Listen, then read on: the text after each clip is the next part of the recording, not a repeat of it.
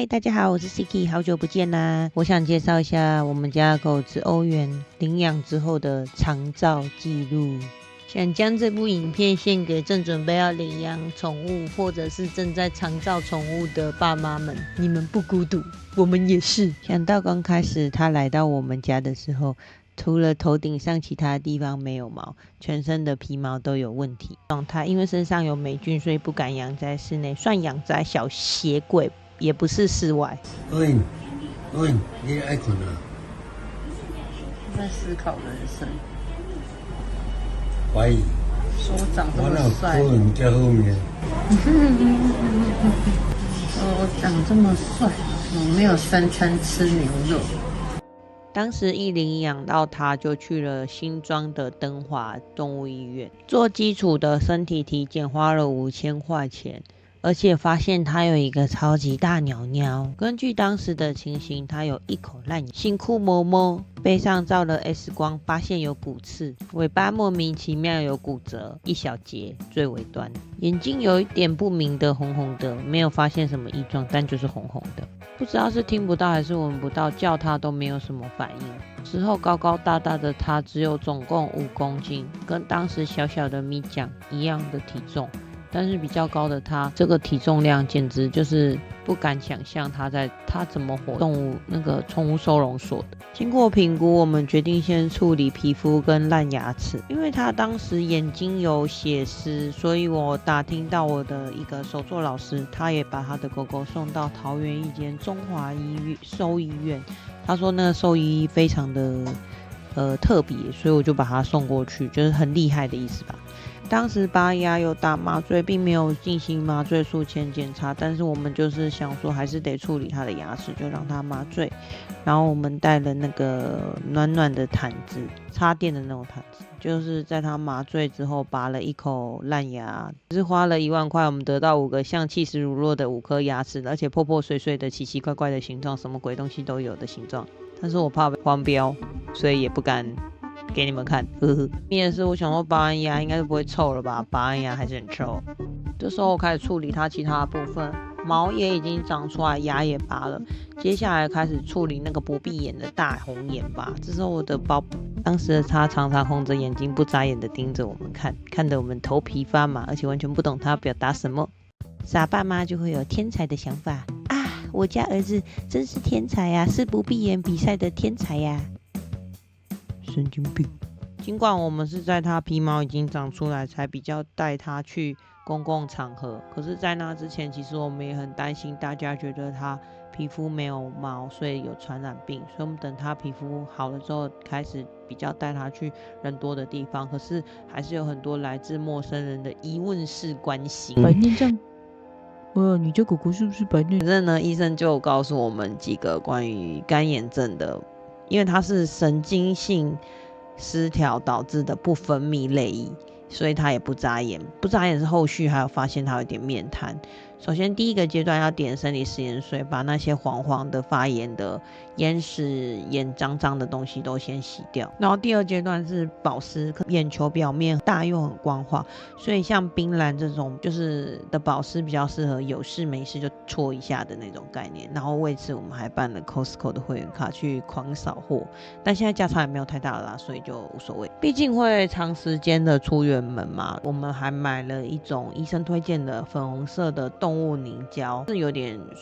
比较水凝胶的，不是像药膏的那一种。医生在那之前有推荐我们一种干式凝胶，可是我们蛮不习惯的，而且我们觉得干式凝胶我们觉得反而容易粘上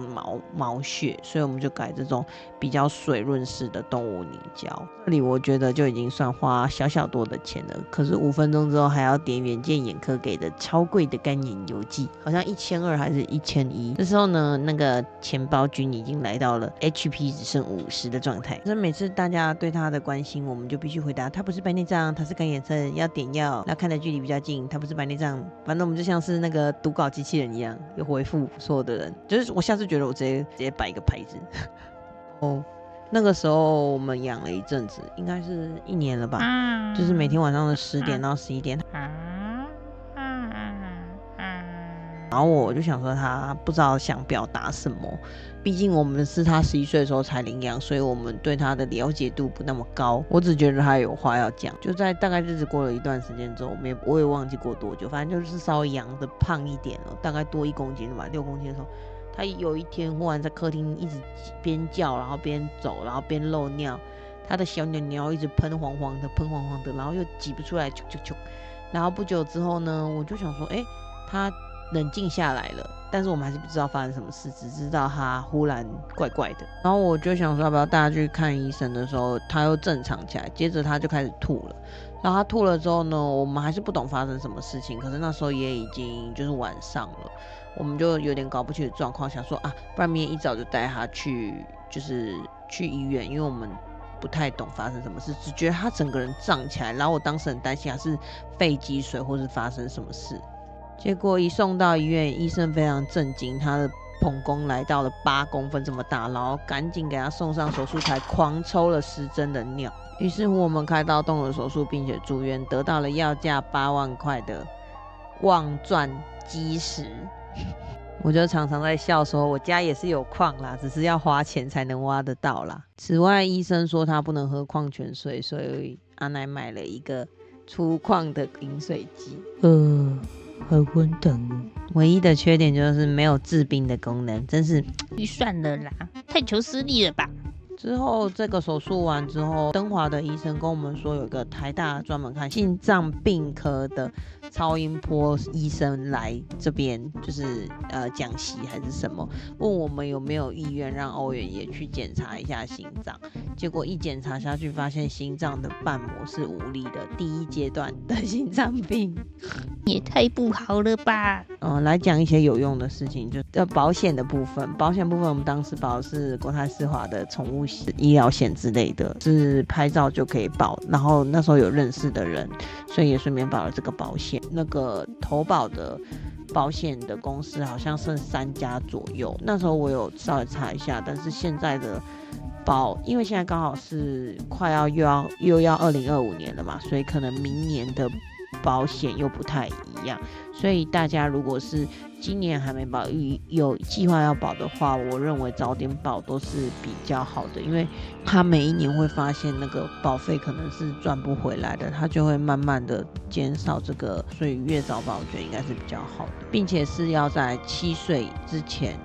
就要赶快去保，因为7岁之后就会比较相对难保。就这样花了8万多块取了汪专基石之后，就看保险理赔了多少。当时总共加住宿加手术费等等，大概是花了，印象中有到10万多，但是就算手术费好了，因为住宿它有理赔的一定的限度，但是当时理赔了3万5千，也算是不无小补啦，就是可以让我继续养这个小矿山。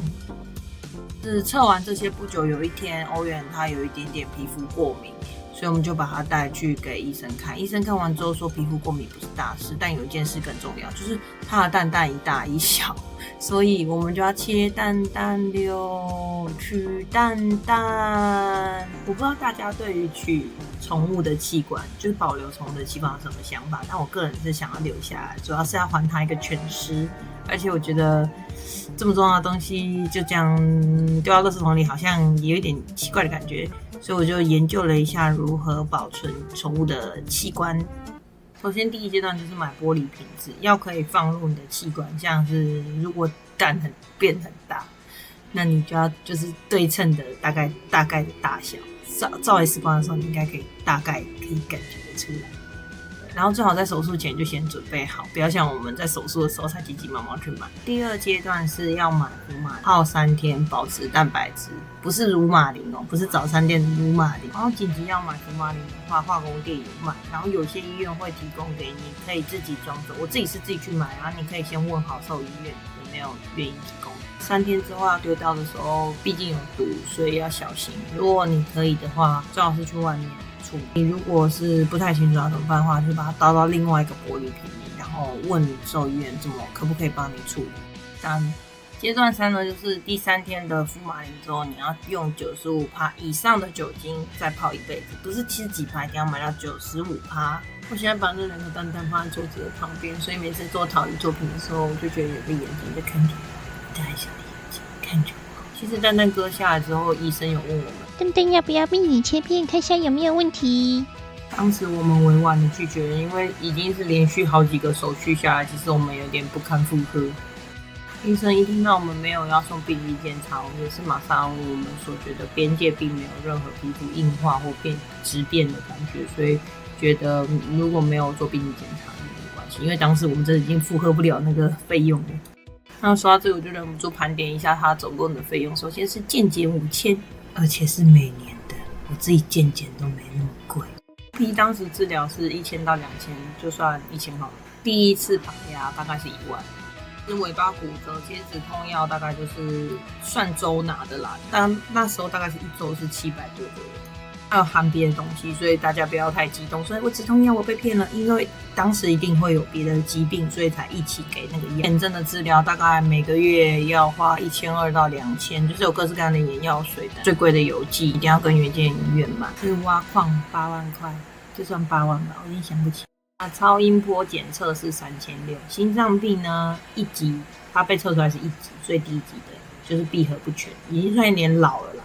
然后每周大概要700块。再来是鸡卵，取鸡卵2万5，蛋荒算什么？我们家只有2颗，一颗就要12000。然后这次的取鸡卵已经没有保险了，所以因为当时其实国泰世华发现我们有理赔过一次，他就不太能继续续保，续保几乎是保费好像翻了4倍还是5倍的样子。然后当时其他的阿奶不太满意，所以就没有继续续保。所以其实我们是含着泪爱着小三跟小文，钱包也已经空空的。这样我想说，再怎么样大型的疾病，还有牙齿啊，有的没有的东西都已经该做的都做了，所以我就觉得我们家狗应该就是会逐渐缓缓的老去，不会有什么大灾大难。我觉得它已经就是老天爷已经把很多苦难降临在它身上，它应该要幸福快乐下去。术后的欧元其实恢复的很不错，然后我们就带它上山下海出去玩，然后增加它的肌力，因为老的时候很容易肌肉就萎缩，会老化的很快，而且它的关节是第3阶段的，有点尴尬，加上它心脏有问题，所以我们不能帮它动关节类的手术，因为怕它心脏不堪负荷。所以我们在这方面选择就是选择自然的老化。2024年的时候，我们想说，应该是说2023年的时候，我们在那个三创园区发现有一个摄影团队专门在帮一些流浪动物拍一些义工照，让那些流浪动物可以快速被领养。我就对这个摄影团队非常的有印象，加上我当时的希望是留念下就是宠物一些很快的动作下面的定格的照片，那个照片非常的难照，所以在千辛万苦之下我找到这个摄影团队，然后在这边推荐的大家可以去拍。我觉得它可以把你动物有一些很特别你很喜欢的一些小表情啊，或者是丑丑的小样子可以拍下来，我蛮喜欢的，所以推荐大家可以去这间摄影团队，叫做三性摄影。我想说日子会这样幸福快乐下去。嘟嘟嘟。2024年的8月12号，他的身体状况忽然有一点异样。当时他头歪歪的，我想说是不是搞不懂什么，还是想说什么，还是在装可爱。欧元 no day 1， 欧元 no day 2。因为他以前也有过歪歪头，然后没什么事情，所以我就想说可能只是就是他的一个习惯。因为我看过我小时候也会歪歪头，可是那是他不懂什么事情才会发生，所以我就很白痴想说，哎呀，我儿最可爱了，我的妈呀！电风啊吗？往医院，感觉再歪下去，欧元要没救了。诊疗的过程中，我问了杨医生，针灸对于欧元会有帮助吗？杨医生说，他自己家的狗狗也有在针灸，他说你可以试试看哦，有些狗狗针灸完就有变好哦，我们可以试试看。我说可以对欧元好，那就试试看吧。针灸大不了就扎个3-4针吧。咻咻，但出乎我们意料的，平常看起来呆呆笨笨的欧元，针灸的时候反应特别的激烈，甚至疯狂的猛甩、狂甩，把所有身上的针灸的针都甩飞出去。我觉得我看梁医师可能一个不小心眼睛就会被他的针刺到，超可怕的。没办法，我们只好停止针灸，因为梁医师说总共要12针哦，欧元再扎下去应该是没有办法的。我们这次就先放弃吧。似乎欧远变成了万圣节员工永远的僵尸好朋友。一回家我们就使用了中药治疗，所以他不能吃鸡肉，然后他要吃1个中药、2个中药、3个中药，一个是什么早交流，然后一个是吃脑袋深蓝色的，忘记叫什么名字了。反正呢就想说让他吃一吃，因为才刚过3天嘛，然后医生说最好最有效果的时间就是这段时间，如果这段时间过了没有治疗没有吃那些药，那都没有机会了，所以我们就在第一时间内就是让他吃最完整的药，希望他可以治疗。几乎脑子长东西加面瘫加中药加保健品，大概是1700加1850加上每周700，这样子的他有用吗？吃这些东西有用吗？没用，我只能苦笑。刚好真的下定决心要做一些职涯的规划，就是职涯的转变，所以我们就变成安乃是出门赚钱族，我是在家常照家务组，然后我必须3-4个小时就是要上一次厕所，然后还要有时候给他们先食补血，而且是1打2。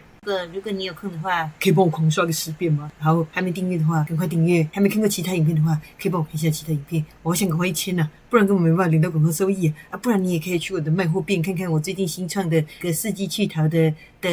卖货店商品。如果你也喜欢的话，可以下标一下，然后可以赞助欧元的药品哦。然后，如果你觉得哎呀这些东西你都不想要的话，你可以去买我的贴图哦。不管怎样都可以帮到我哦。当然，千万不要忘记这个影片，你可以看10遍哦。